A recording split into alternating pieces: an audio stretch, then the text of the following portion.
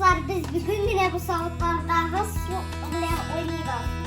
Edemiz kızlardan ki Trevis biz kızı okuyanda.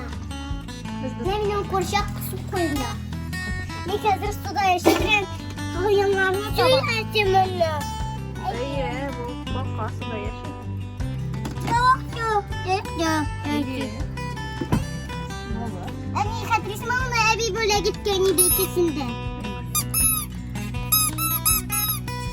Balık.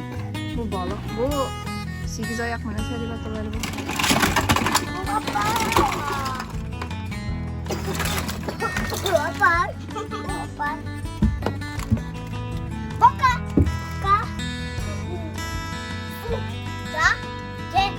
İyi.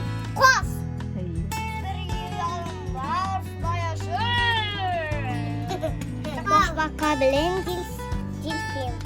Suda yaşıyor. Oy, yarısı eminim minicik. Bu yavru aşkına. Yalğış. Biz buram kıyıp kırma.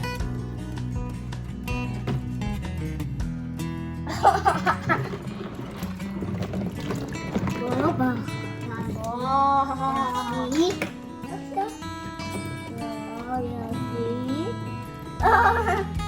Oraya da yaşayacağız. İki kral. Kısma.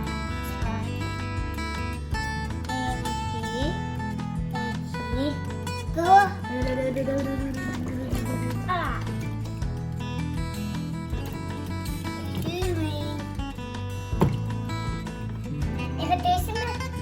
Et yaptıracağını gidiyor. Bir de bu öbürlerini. Bunlar sudan çıkanlar mı elle? Koya baranlar bunlar koca. Yaşayayım anne. Ha.